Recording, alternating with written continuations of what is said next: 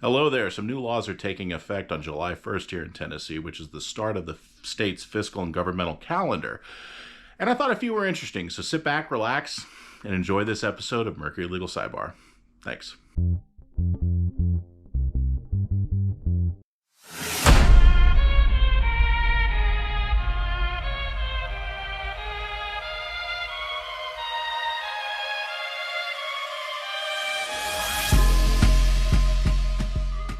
The minimum blood alcohol concentration level has actually been dropped from 0.20 to 0.15. This is probably a good thing because 1 in 3 fatal crashes in Tennessee involve some type of substance, alcohol or drugs. Always good to not be impaired.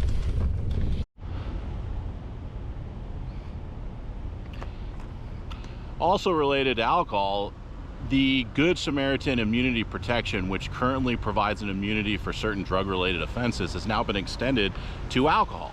So now someone can call emergency services in the event that someone needs help and not have to worry about a public intoxication charge or, more importantly, an underage drinking charge. This is a good thing. Also related to that somewhat is it is now a criminal offense to represent yourself as a rideshare driver when you're not. Kind of surprising that this wasn't already the case, but now someone, say on Broadway, had a little bit too much to drink, can have a little bit more confidence, a little bit, knowing that someone's saying that they're a rideshare driver and they're not. That's a crime too. I'd be probably more worried about the crimes that come after that, but still, it's a good first step. We need to protect people, vulnerable people. And in this area, Nashville, hospitality and tourism is so big that this is a big concern. Any food that is lab grown or cell cultured can now not be advertised as meat or meat food products.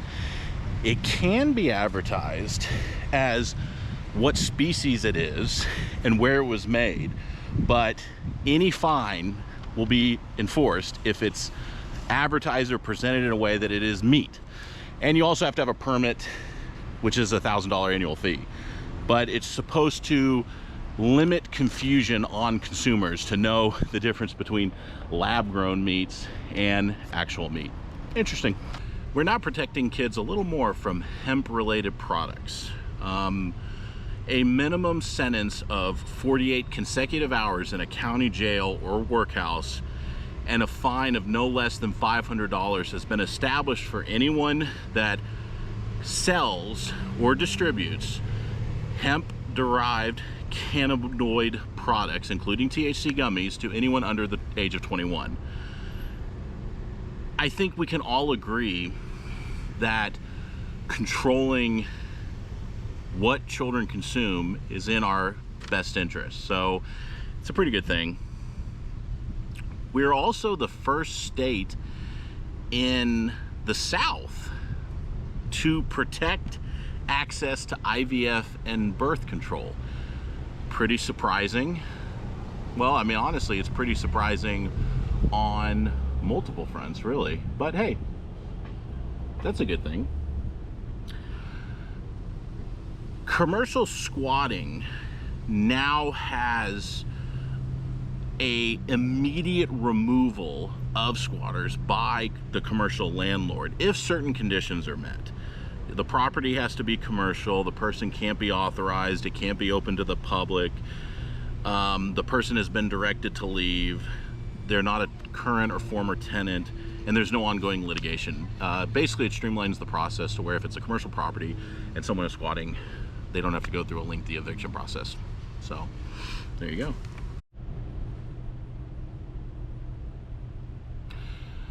Another one is that consumers are now better protected from unfair billing practices by service providers for phone, cable, or internet. The newly law prohibits these service providers from charging excessive fees when a customer cancels in the first half of the billing cycle. However, if they cancel in the second half of the billing cycle, they can be charged for the remaining amount as well as an additional month. So just keep that in mind. This is kind of in the same vein of the FTC's click to cancel rule, which goes into effect July 14th, not July 1st, July 14th, and this is federal government, not state government. But it's in the same vein in that for subscription services, customers should be able to cancel as easily as they were able to sign up and in the same medium. So if you were able to sign up for a service over the internet, you should be able to cancel over the internet without having to call someone or reach out to someone. Two very good things. Consumer protection is a necessity, and these are both very helpful. I kind of wish the excessive charges were not just for service providers. Honestly, I think really, if you think about it, the logic, the spirit of it, it should almost be for any subscription service. And this is coming from someone who offers legal subscription services as low as $250 a month, unlimited legal advice.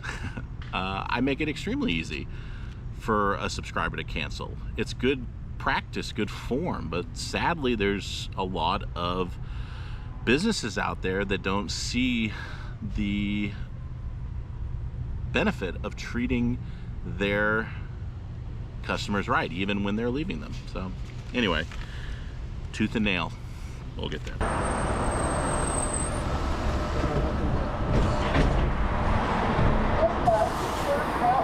Charlotte Pike.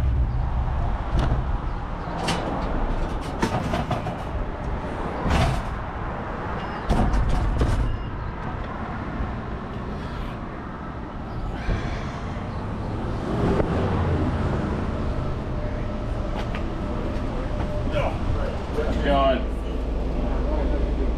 Pretty good. Hot. Aren't we all?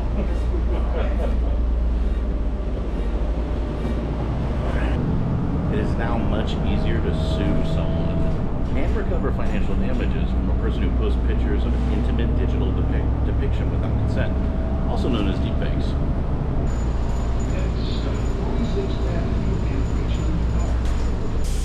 Thank you.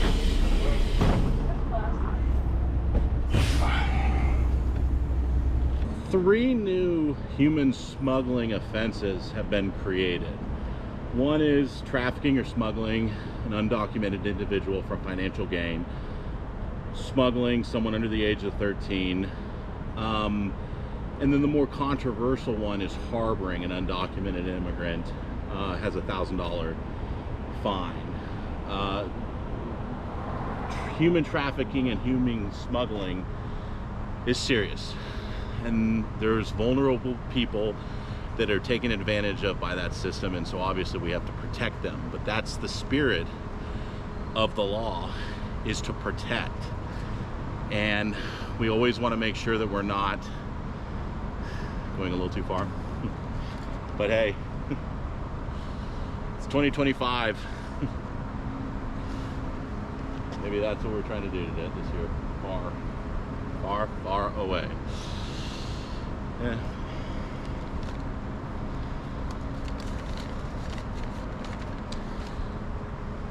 Mass violence. The threat of mass violence or doxing has now been elevated. That if you knowingly threaten mass violence by any form of communication, that's now a Class C felony. It has to be a legitimate threat that could lead to death or serious bodily injury, but that's a pretty low barrier. And so doxing, which is a very popular thing, posting someone's name and address online for the hope of mass violence or serious bodily harm, not a good thing. Don't do it. Swatting, it's kind of similar to swatting, that's very popular in the online streaming community. The Peace Act, this is a good one. We all enjoy the pursuit of happiness and peace, right?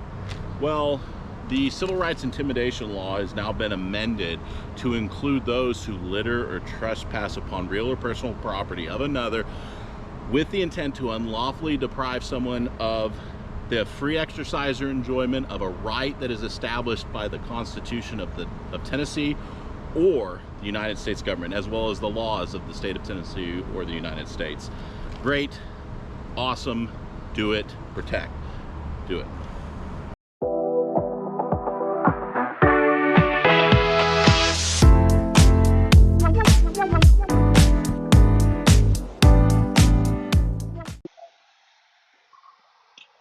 And finally, there are now 3 commemorative months. June will henceforth be known as the Celebration of Life Month. July, the Celebration of Liberty. And August, the Pursuit of Happiness.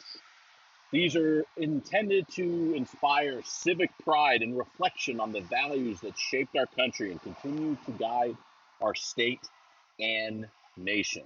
Okay, Pursuit of Happiness, Liberty, Life. Okay, let's follow it.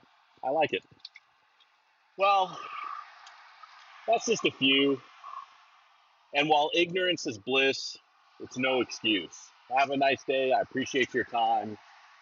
Follow the law, the spirit of the law. Be good. Have a good 4th. Thanks. Bye.